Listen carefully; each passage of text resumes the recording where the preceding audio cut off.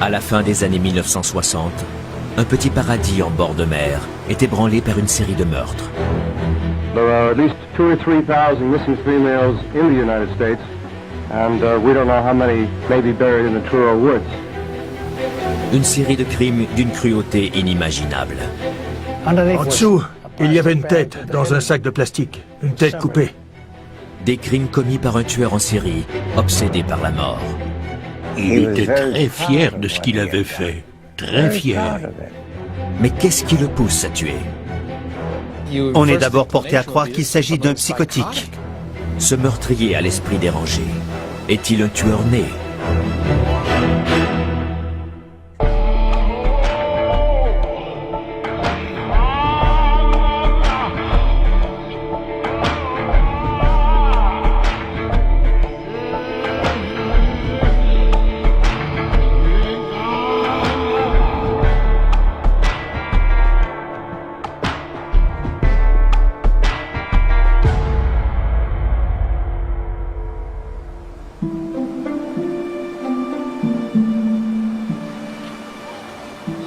Dans les années 1950 et au début des années 1960, la petite ville côtière de Provincetown, à la pointe de Cape Cod en Nouvelle-Angleterre, est un charmant petit port de mer très paisible.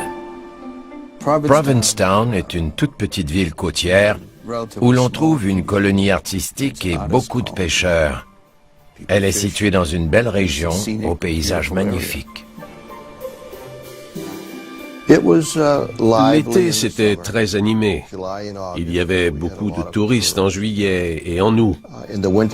En hiver, c'était complètement désert. C'était un village de pêcheurs où tout le monde se connaissait très bien. On pouvait être à l'autre bout du village, et si on faisait quelque chose d'interdit, quelqu'un pouvait crier « Charlie Souza, si tu fumes cette cigarette, j'appelle ton père ». On était tellement peu nombreux. Tout le monde se connaissait, c'était très agréable de grandir ici, on se sentait libre. Il n'y avait pas de criminalité à l'époque. Dans la deuxième moitié des années 1960, le paisible village de pêcheurs attire de plus en plus les hippies et les artistes de la contre-culture. Provincetown avait toujours été un endroit où les gens pouvaient séjourner et faire ce qu'ils voulaient. Des pèlerins étaient partis d'Angleterre pour échapper à la persécution religieuse, et ils étaient arrivés à Provincetown. Le village a toujours été reconnu comme un endroit où les gens peuvent faire ce qui leur plaît. Provincetown était la Mecque des originaux et des artistes. Les pêcheurs étaient très indulgents à bien des égards. Résidente de Cape Cod, Sydney Monson est une jeune fille de 18 ans éprise de liberté. C'était une fille à l'esprit libre, très spontanée, qui agissait sur l'inspiration du moment. Elle était très jolie avec ses longs cheveux bruns. C'était une fille très chaleureuse, très sympathique. En mai 1968, Sydney Monson disparaît soudainement de la surface de la Terre. Un soir, Sydney est sortie et elle n'est jamais revenue.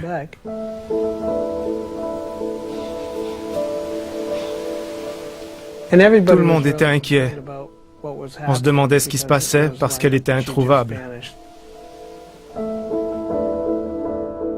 Pour certaines personnes, la disparition de Sydney n'a rien d'anormal. C'était une époque où les jeunes à l'esprit libre pouvaient partir sans dire à leurs parents où ils allaient. C'était assez fréquent. Les gens se sont dit que Sydney faisait ce qu'elle voulait. Peut-être qu'elle avait rencontré quelqu'un, je ne sais trop. Plus les jours passaient et plus on trouvait ça étrange.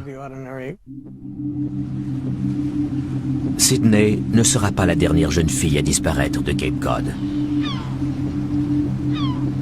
8 mois plus tard, 2 jeunes femmes du Rhode Island disparaissent à leur tour, après avoir séjourné dans une maison de chambre du village. Les 2 jeunes filles portées disparues étaient Mary Ann Wysocki et Pat Walsh. Elles étaient toutes les 2 du Rhode Island. Elles étaient venues passer le week-end et comme elles ne s'étaient pas présentées au travail le lundi matin, leurs parents avaient signalé leur disparition. L'une d'entre elles était enseignante. Elles étaient venues s'amuser quelque temps en vacances à Provincetown et elles avaient disparu de la circulation. Leurs parents étaient catégoriques. Ce n'était pas du tout leur genre de ne pas leur donner de nouvelles. Ce n'était pas un cas de fugue, comme on en voyait souvent de la part des adolescents de l'époque. Originaires de Providence au Rhode Island, Patricia Walsh et Marianne Wysocki sont toutes deux dans la vingtaine et sont amies depuis des années. Pendant que les enquêteurs cherchent des indices, le nom d'un homme de la région commence à circuler. Certaines personnes disaient les avoir vus pour la dernière fois en compagnie de Tony Costa. Étant donné qu'il était la dernière personne qu'on avait vue avec elle, il était fort probable qu'il pouvait avoir des informations très utiles. L'enquêteur Bernie Flynn et l'agent de police d'État Tom Gonnery se voient chargés de rechercher les deux jeunes femmes disparues. On a commencé à la maison de chambre où elles avaient séjourné et on a découvert qu'Anton Costa y louait une chambre. Anton Tony Costa est un jeune homme de 24 ans considéré comme un original par les résidents de la petite ville de pêcheurs.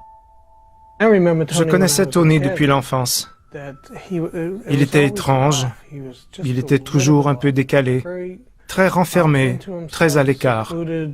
Il était plutôt solitaire. Il n'était pas comme les autres. Je me souviens qu'il faisait de la taxidermie.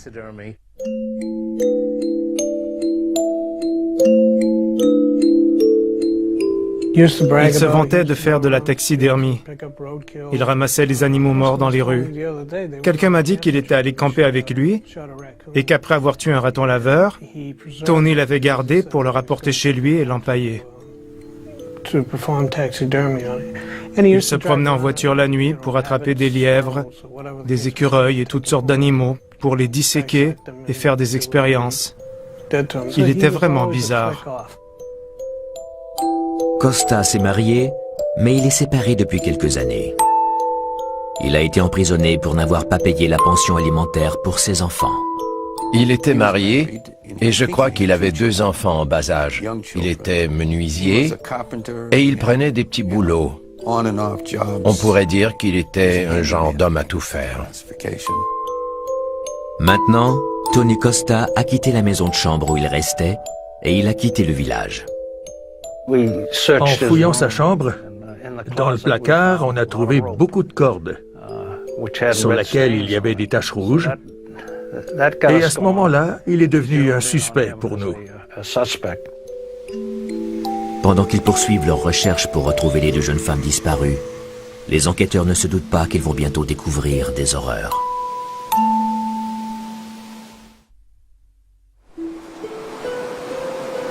En janvier 1968, Patricia Walsh, une jeune enseignante, et son amie Marianne Wysocki disparaissent mystérieusement lors d'un séjour dans la petite ville côtière de Provincetown, à Cape Cod. Des témoins affirment les avoir vus pour la dernière fois en compagnie de Tony Costa. Ce jeune homme de la région, âgé de 24 ans, est un solitaire qui s'intéresse à la taxidermie. Pendant que la police tente de retrouver les jeunes femmes disparues, on découvre un indice dans un lieu inattendu, un boisé de Truro, le village voisin de Provincetown.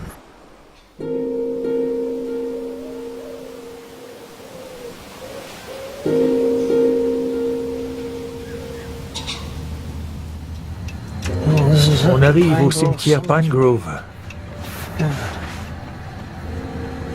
Qui pourrait croire qu'il y a un cimetière dans ce coin perdu?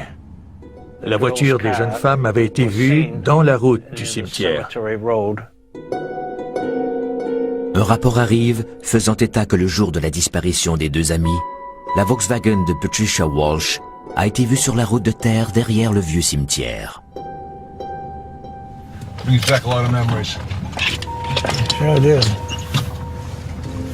C'est un résident qui a vu la voiture. Et comme il s'agit d'un secteur très rural, Les voitures et les personnes inconnues se font tout de suite remarquer. Le résident appelle le chef de police pour qu'il vienne dans le boisé inspecter le véhicule vide. Quand le chef de police Berrio a examiné la voiture, il l'a signalée en tant que voiture volée, mais on n'a trouvé aucun rapport à l'effet qu'elle aurait été volée. Plusieurs jours plus tard, la voiture disparaît et les deux jeunes femmes n'ont toujours pas donné signe de vie. On avait vu la voiture, mais pas les deux femmes. L'incident concernant la voiture inquiète les autorités. On ne pouvait pas être certain qu'il s'était passé quelque chose de louche. D'après l'endroit où on avait vu la voiture dans le boisé de Truro, et parce qu'elle avait ensuite disparu, on savait qu'il y avait quelque chose qui clochait.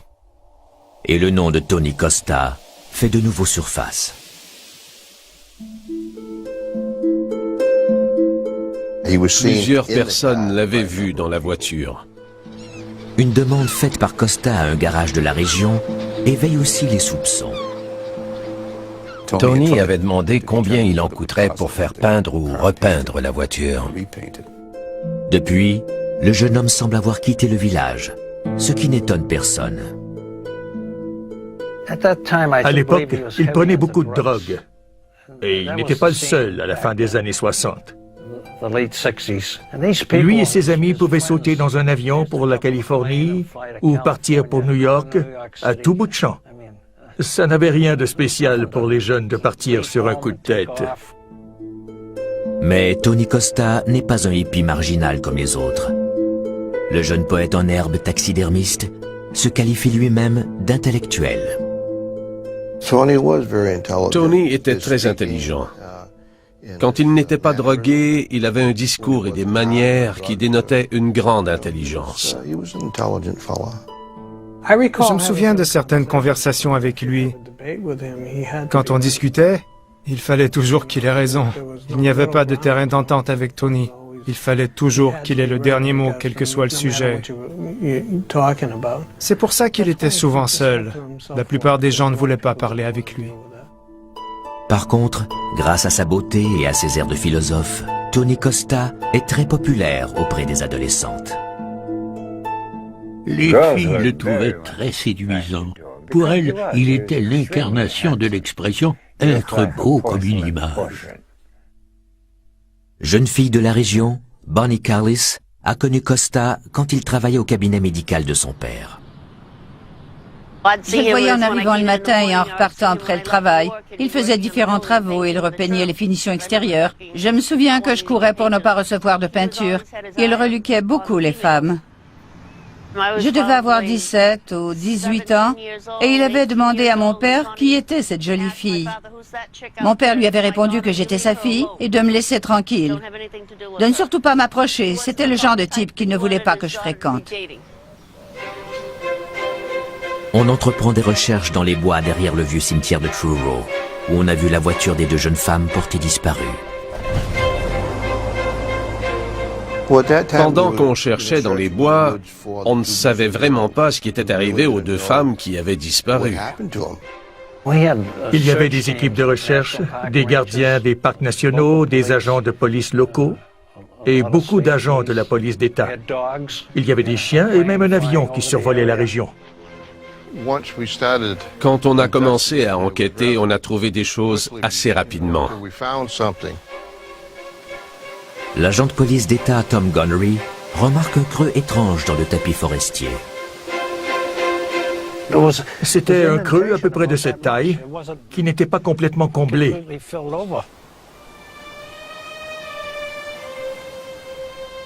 Il était environ à 3 mètres de la route. Je me suis mis à creuser et je suis tombé sur un sac de voyage vert. Sous le sac, on a trouvé des restes humains. Des parties d'un corps démembré. This was the grave that was found. After probing, we found the remains of an unidentified body of a girl. Le corps a été découpé en 8 morceaux et les organes sexuels enlevés. Mais il ne s'agit pas de Patricia Walsh, ni de Miriam Wysocki, ni de Sidney Monson. On l'a identifié plus tard, c'était Susan Perry.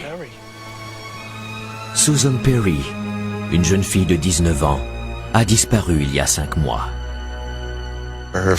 Sa famille habitait Provincetown. C'était une fille de la région. Si je me souviens bien, à cette époque, il se pourrait que Tony soit sorti avec elle.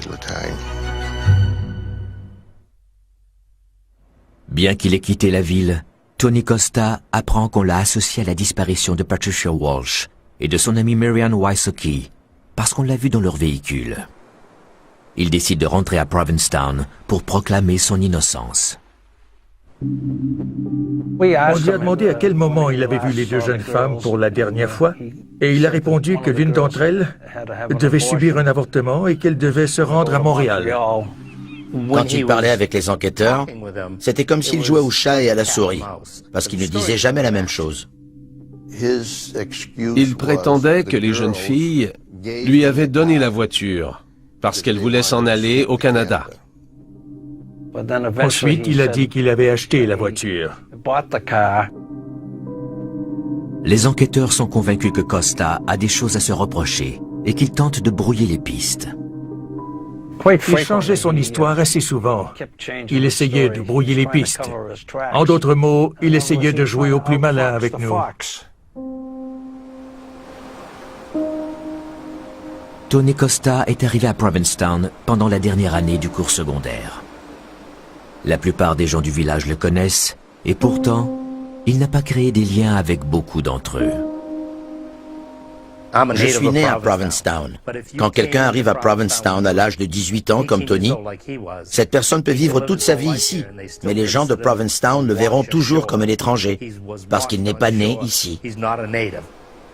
Je vois encore Tony assis, les mains jointes, sur son pupitre. Il était grand, il faisait plus d'1,80 m, et il était musclé. Il était renfermé, il ne parlait pas. Il prenait l'autobus scolaire et il s'assoyait toujours à l'arrière. Il ne parlait jamais à aucun d'entre nous. Il était un peu bizarre. Je ne comprends toujours pas pourquoi je ne l'ai pas mieux connu. Notre école était petite. Je connaissais presque tous les élèves. C'était quelqu'un de très solitaire. La famille de Tony Costa est originaire de Provincetown, mais il a grandi près de Boston. Son père était dans la marine et il s'est noyé en service. On découvrira plus tard que Tony a une personnalité de type schizoïde. Ce sont des gens qui ont tendance à s'isoler. Ils aiment être seuls, ils ne créent pas de lien avec les autres. Ils trouvent généralement des emplois qui leur permettent de travailler seuls. Il est rare que des schizoïdes accordent de la valeur aux relations familiales ou créent des liens d'affection avec des amis. Ils ont plutôt tendance à rester seuls et ils ne s'intéressent pas beaucoup à la vie sociale. Il y a peut-être une autre raison pour laquelle Tony Costa ne se mêle pas à ses semblables. On apprend qu'il a quitté la région de Boston en but à des soupçons. Apparemment, il avait emmené des filles dans sa chambre et avait essayé de les étouffer avec un oreiller. Il y avait d'autres histoires. On a entendu dire que sa mère était allée chez des voisins et qu'à son retour, elle avait découvert qu'il avait ligoté la voisine d'à côté. Peu avant son arrivée à Provincetown, Tony Costa est entré dans la chambre de sa voisine de 14 ans. Il s'est sauvé quand elle s'est réveillée, mais il s'est tout de même fait pincer. Il avoue aussi que 2 ans plus tôt, il a ligoté la même petite voisine avec de la corde et il l'a déshabillée. Ce sont les signes précurseurs d'un comportement ritualiste précédant un meurtre. Quelqu'un qui ligote une victime, qui lui ligote les mains, fait en sorte qu'elle ne puisse pas échapper à son contrôle. C'est un signal d'alarme laissant présager qu'il pourrait arriver quelque chose de très inquiétant plus tard. Je crois qu'il a comparu en cour après cet incident. À l'époque, c'est-à-dire au début des années 60, le juge lui aurait plus ou moins dit qu'il devait partir, qu'il devait aller vivre ailleurs. Et ils sont venus à Provincetown.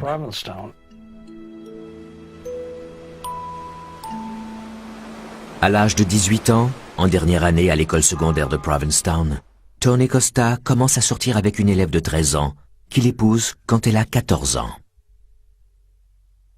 Il allait la chercher à l'école presque tous les jours. Elle était seulement en 8e année, je crois.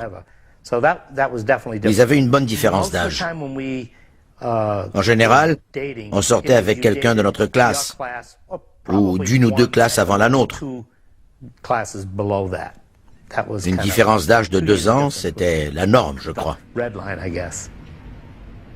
Un homme de 20 ans peut dominer la plupart des jeunes filles de 14 ans. Et c'est ce qu'il voulait. Il voulait une épouse très soumise. Il ne voulait pas d'une femme indépendante qui a un emploi, qui a ses propres projets et tout le reste. Il voulait quelqu'un qu'il pouvait dominer totalement. En avançant dans la vingtaine, Costa continue de fréquenter des adolescents. Il ne devait pas se sentir à l'aise en compagnie des gens de son âge, parce qu'il ne les fréquentait pas du tout. Et qui plus est, Costa possède une chose dont raffolent les adolescents de Provincetown.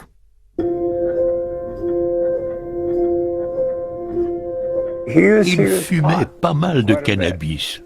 Il en faisait pousser. Anton Costa avait sa propre petite plantation de cannabis. Il n'était pas rare que des gens cultivent du cannabis dans les grands espaces ici, dans le sud du Cap. Il consommait de la drogue assez librement, surtout du cannabis. Tout le monde fumait de l'herbe. Tout le monde. Les jeunes devaient trouver ça très attirant. S'il en faisait pousser, il ne devait pas avoir trop de mal à les attirer là-bas pour en fumer. La plantation de cannabis de Tony Costa se trouve dans un bois derrière le vieux cimetière de Truro. Près de l'endroit où on a trouvé la voiture de 2 femmes du Rhode Island portées disparues, et où on a trouvé le corps de Susan Perry, une adolescente de Provincetown. Très isolé, très tranquille. C'est un coin qui n'est pas du tout habité. La nuit, à moins que quelqu'un voie une lumière, on peut passer complètement inaperçu. Les enquêteurs sont certains que Costa est responsable de la disparition de Patricia Walsh et de Miriam Wysocki. Comme ils n'ont pas retrouvé les 2 femmes, ils ne peuvent pas prouver qu'un crime a été commis. La police d'État s'est intéressée à lui et s'est mise à enquêter à son sujet de façon très énergique et intensive. On a commencé à le surveiller parce qu'il était le principal suspect. 6 semaines après la disparition des 2 jeunes femmes, Tony Costa reçoit un télégramme à Provincetown indiquant qu'elles sont toutes 2 vivantes et qu'elles se portent bien. On peut y lire « Qu'est-ce qui se passe? On a attendu comme prévu. Est-ce que tout va bien? On va te rejoindre à New York comme prévu. Amitié, Pat et Marianne. Mais on découvrira bientôt qu'il ne faut pas se fier aux apparences.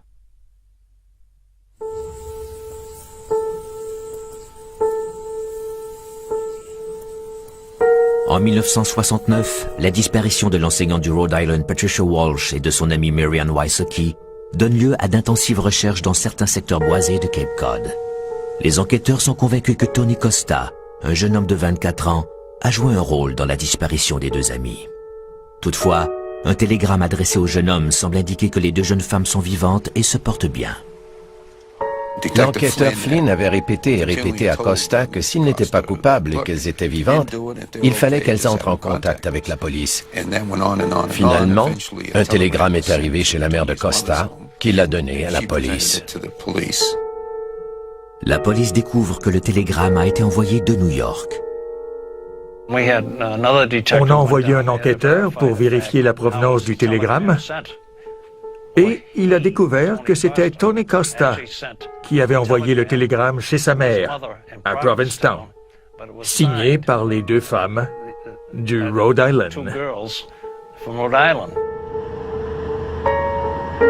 D'autres histoires troublantes commencent à circuler. Une des jeunes filles qu'il avait emmenée à sa plantation avait apparemment reçu une flèche dans le dos. Il l'avait emmenée là-bas pour lui montrer ses plants de cannabis. Il était avec elle dans son champ de cannabis. Il avait un arc et une flèche, et il lui avait envoyé la flèche dans le dos. Elle a eu beaucoup de chance que la flèche ne pénètre pas plus profondément et ne lui cause pas de blessures plus graves.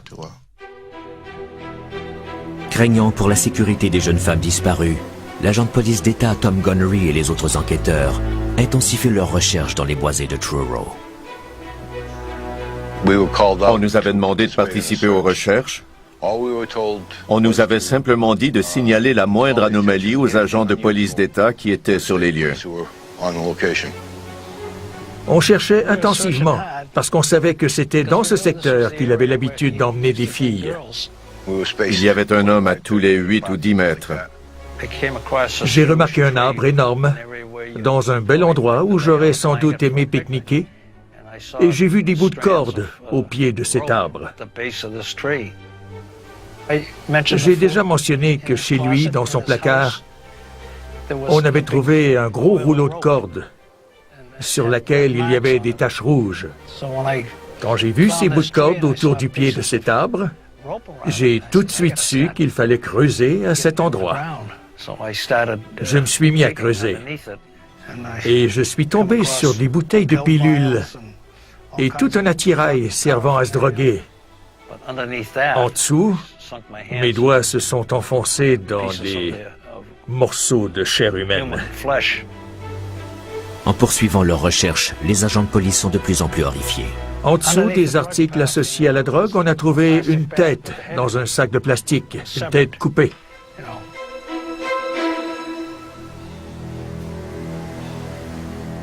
Un collègue de Gunnery, l'enquêteur Flynn, continue de creuser. Il a déterré des parties du corps, dont la tête. Il a dégagé les yeux et la bouche, et il a dit qu'il reconnaissait la tête de Mary Ann Wysocki. C'était horrifiant. Mon Dieu, quelle folie! En déterrant les restes de Mary Ann Wysocki dans ce boisé, on découvre vite que son corps ne s'y trouve pas en entier. On aurait dit un casse-tête. Il manquait des morceaux du casse-tête. Et on a continué de creuser. Les participants aux recherches découvrent bientôt une autre fosse. Ils n'oublieront jamais ce qu'ils y ont trouvé. C'était extrêmement nauséabond. Une odeur qui vous colle aux narines. Je peux encore la sentir en vous parlant. Ils viennent de trouver le reste du corps de Mary Ann Wysocki, ainsi que le corps de l'enseignante Patricia Walsh, coupé en deux à la taille. Et ce n'est pas fini. Ils vont bientôt faire une autre abominable découverte qui leur permettra d'élucider un mystère vieux de 10 mois. On a trouvé un autre corps, celui de Sidney Monson. Il était dans la même fosse, en dessous des restes des deux autres femmes. Sidney Monson, une jeune fille de 18 ans, avait parlé à Tony Costa. Et voilà qu'on vient de trouver son corps démembré au fond d'une fosse dans un boisé près de Truro. Ça m'avait vraiment démoli. Je n'arrivais pas à y croire. On venait de se fréquenter un certain temps et je ne pouvais pas croire qu'une telle chose pouvait lui être arrivée. C'était quelqu'un de très spécial pour moi. Ces sordides découvertes font tout de suite la une de tous les journaux du pays. Quand ils ont trouvé les corps, tous les médias en ont parlé. The age of the decomposed bodies may go back beyond 6 months, 8 months, 9 months. We don't know what took place during that time. Quand les gens ont appris qu'il y avait eu des meurtres dans leur petite communauté, on aurait dit que le temps s'était arrêté. Ils étaient consternés. Ils étaient vraiment horrifiés. Ils n'arrivaient pas à croire qu'un être humain puisse être aussi sadique. La nouvelle a fait le tour du pays et peut-être même de la planète. Tous les éléments de preuve incriminent Tony Costa, qui est arrêté sur le champ. There are indications that there are teeth marks on some of these parts of these dismembered bodies. Les autopsies révèlent les détails révoltants de ce qui est arrivé aux jeunes femmes. Quand on voit des parties de corps sortir de la terre, puis être déposées sur le sol pour être photographiées, on dirait presque des parties d'autre chose. Quand on les voit sur une table d'autopsie toute blanche et que les corps sont nettoyés, on peut voir l'horreur dans leur visage. On peut les voir crier juste avant de mourir. On ne peut pas oublier une telle chose. On n'oublie pas ce genre de choses. J'ai assisté à toutes les autopsies pratiquées à Provincetown. J'ai vu beaucoup de choses au cours de ma vie, mais je dois dire que c'est ce que j'ai vu de plus révoltant. Et de loin. Le démembrement est l'œuvre d'une personne à l'esprit extrêmement dérangé. Il est beaucoup plus facile d'enterrer un corps que de le démembrer, puis de l'enterrer. Il faut du temps, beaucoup d'efforts, de force et d'outils pour démembrer un corps. C'est donc que le démembrement avait une grande signification pour lui. Ce n'était sûrement pas seulement utilitaire. Il voulait les posséder complètement. La meilleure façon de les posséder consistait à les démembrer pour garder des parties de leur corps. Pour un tueur qui veut continuer d'être en relation avec ses victimes, il n'y a pas de meilleure façon de créer une intimité avec elles après leur mort. Imaginez un peu ce qu'elles ont dû endurer. Personne ne pouvait les entendre ici. En plus d'avoir écorché certaines parties des corps, Tony Costa a mutilé ou déplacé certains organes internes. Il avait déjà été taxidermiste et il s'intéressait aux morts. Il aimait examiner les organes internes des animaux morts et sortir leurs entrailles pour les remplacer par de la bourrure. Il pratiquait le même genre de mutilation sur ses victimes. Elles étaient affreusement mutilées. Il ne faut jamais oublier qu'une personne s'adonne à une activité en fonction de sa personnalité. Leur personnalité ne se développe pas en pratiquant une activité. C'est elle qui précède l'activité. C'est la personnalité qui fait les liens entre l'obsession de la mort et tous les actes morbides qu'elle peut entraîner. Les gens de Cape Cod commencent à se remémorer certains comportements étranges de Tony Costa. Il habitait au 3e étage d'une maison située dans la partie nord de Truro. Quand on a appris que des chats avaient disparu, on a fini par découvrir que c'était lui qui les avait capturés. Je ne sais pas ce qu'il leur a fait, mais je suis certain que ça n'a pas été plaisant pour les chats. Pourtant, Tony Costa n'a pas tué simplement parce qu'il en avait envie, ni parce qu'il était obsédé par la mort. Une chose est certaine, il les a tués avant de les agresser sexuellement. Pendant que le jeune homme de 24 ans de Provincetown attend d'être jugé, la nature horrifiante de ces crimes attire des journalistes venus de partout.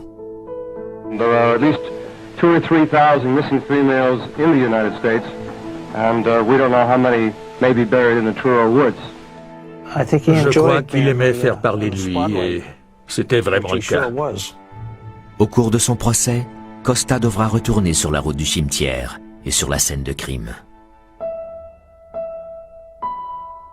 Je me souviens être venu ici avec le jury. C'est lui qui avait conduit les jurés jusqu'ici. Il y avait un monde fou et beaucoup de véhicules, ceux des agents de police et des coroners. Il m'avait vraiment donné l'impression qu'il était très fier de ce qu'il avait fait. Très fier. Costa nie avoir commis les meurtres. Et pourtant, ses avocats soutiennent que sa consommation de drogue aurait terriblement altéré son jugement. Son avocat a présenté une défense d'aliénation mentale. Il soutenait que la drogue l'avait rendu fou. Sa dépendance aux médicaments l'aurait même poussé à cambrioler le cabinet de son propre médecin. Il serait entré par effraction dans le cabinet du Dr. Callis à Wellfleet. Il avait volé pas mal de choses, pas mal de médicaments chez le Dr. Callis. Juste là, au coin du bâtiment, il y a la porte de l'urgence. Et à côté, la double porte où l'ambulance pouvait reculer. Tony était entré par cette fenêtre qu'il avait forcée, après quoi il avait traversé le couloir, au bout duquel il y avait un placard verrouillé de 3 mètres de long sur 1 mètre de large, dans lequel se trouvaient les médicaments. De grandes quantités de médicaments ont disparu. Et voilà que les avocats de Costa soutiennent que ces médicaments auraient pu altérer son jugement. C'est certain qu'on peut réagir agressivement sous l'effet d'une drogue. C'est le cas de certains tueurs en série. Il y en a même un qui s'était livré à la police parce que sous l'effet de la drogue, il avait tué plusieurs personnes qu'il ne voulait pas tuer. Ça peut arriver. Est-ce que tous les drogués réagissent ainsi? Pas du tout. Mais quelqu'un qui songe déjà à tuer et à commettre d'autres crimes peut perdre la plupart de ses inhibitions sous l'effet de la drogue. Son avocat a tenté d'invoquer des circonstances atténuantes en affirmant qu'il était toxicomane et qu'il avait une maladie mentale. Mais sa consommation de drogue n'y était pour rien. Si elle avait joué un rôle, c'était un rôle secondaire, en ce sens que la drogue lui avait fait perdre des inhibitions. En général, de tels individus prennent quelques verres, puis fument du cannabis ou prennent autre chose avant de passer à l'acte. Leurs actions ne sont pas causées par ces substances, mais sous leur effet, ils sont moins timides et ils perdent leurs inhibitions. Au cours du procès, le comportement de Costa ne permet pas de croire qu'il puisse être fou. Il avait l'esprit dérangé, mais il n'était pas psychotique, comme il l'a très bien démontré en cours. Il était froid et arrogant. Je me souviendrai toujours de l'avoir observé assis sur le banc des accusés, en train de prendre des notes. Il prenait des notes, sans la moindre émotion, rien. Puis, Costa prend une décision croyant qu'elle lui sera salutaire. Il insiste pour qu'on lui permette de se lever et de faire une déclaration devant le tribunal. Après l'abominable découverte de 4 corps mutilés dans un boisé près de Provincetown, Tony Costa, un homme de l'endroit, est arrêté et doit subir son procès. Ses avocats soutiennent que le jugement et le comportement de Costa ont été altérés par sa consommation de drogue. Puis, l'accusé décide de s'adresser au tribunal. D'abord, ce genre d'individus croit pouvoir charmer le jury. Ensuite, ils veulent garder le contrôle. Et enfin, s'ils sont narcissiques, ils croient que personne ne peut parler en leur faveur mieux qu'ils ne peuvent le faire eux-mêmes et que personne ne peut les défendre aussi bien qu'eux-mêmes. Ils croient donc qu'en témoignant, ils peuvent garder le contrôle sur la perception qu'on aura d'eux, sur l'image qu'ils laisseront à la postérité, et même sur le déroulement du procès. Ils ont parfaitement tort, mais comme ils sont narcissiques, ils ne voient pas plus loin que leur propre nombril. Il a livré un excellent exposé sur les effets néfastes des drogues, un discours qu'on aurait apprécié dans n'importe quel contexte. Mais quand il l'a terminé, le lieutenant Killen est venu me chuchoter à l'oreille qu'il serait maintenant très difficile de prouver qu'il est fou. C'est exactement ce qu'il m'a dit. Son exposé avait démontré qu'il avait toute sa raison. Il s'exprimait extrêmement bien. Si j'avais été son avocat, je n'aurais sans doute pas voulu qu'il s'adresse au tribunal. Il n'en demeure pas moins que les mutilations infligées à ses victimes sont considérées comme étant l'œuvre d'une personne frappée de folie. Quand on analyse le comportement de Costa sur la scène de crime, le fait qu'il ait pris le cœur d'une victime et qu'il l'ait mis à la place des organes génitaux, et le fait qu'il ait affreusement mutilé ses victimes, quand on découvre tout ça, on est d'abord porté à croire qu'il s'agit d'un psychotique. Mais Costa n'était pas psychotique. Il n'était pas normal, c'est certain. Mais on doute énormément qu'il entendait des voix ou qu'il délirait et qu'il avait des visions. Bien entendu, il avait l'esprit extrêmement troublé et son comportement nous indique qu'il s'agissait d'un individu en proie à des fantasmes extrêmement primitifs et régressifs. J'avais été horrifié par certains détails monstrueux, et les jurés aussi. Tout le monde l'était, sauf Tony. Les avocats de Tony Costa se sont objectés à ce qu'on montre des photos des corps mutilés. Par contre, Costa désirait vraiment voir les photos et le résultat de son propre travail. Ça faisait partie de lui, cette froideur, cette insensibilité. Il était inhumain, au point de se délecter à revivre cette expérience. En fin de compte, le jury décide que Tony Costa savait précisément ce qu'il faisait quand il a tué et mutilé les 4 jeunes femmes trouvées dans les bois. On croit, sans avoir jamais pu le prouver, qu'il aurait été l'auteur de plusieurs autres meurtres. Qu'est-ce qui a bien pu le rendre capable de commettre de telles atrocités? Tony Costa était-il un tueur né? J'ai du mal à croire que des gens puissent être des tueurs nés. Il y a des gens qui sont des prédateurs et qui tuent. D'après moi, Tony était malade, mais je crois tout de même qu'il pouvait discerner le bien du mal. En définitive, la drogue a sans doute pu altérer sa personnalité et son comportement. Mais je crois aussi que quelque part dans sa capacité mentale, dans son cerveau, il fallait qu'il y ait quelque chose qui le pousse à tuer et à torturer, je ne sais trop. C'est monstrueux ce qu'il a fait à ces femmes. Il ne s'est pas contenté de les abattre et de les enterrer. Il les a démembrées. C'est affreux. Il devait y avoir quelque chose dans sa tête qui le poussait à faire de telles choses. Psychotique? Non. Je ne crois pas qu'il ait été coupé de la réalité. Il était sûrement très dérangé.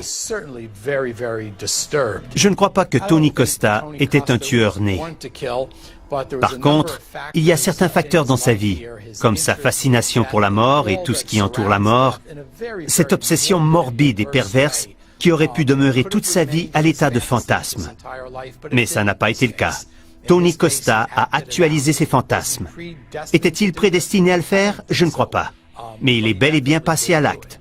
Y avait-il un important facteur neurobiologique pouvant agir sur ses pulsions sexuelles? Je dirais que oui. La plupart des gens qui ont ce type d'anomalie se maîtrisent et ne passent jamais à l'acte. Mais Costa est passé à l'acte. Il était l'incarnation même du mal.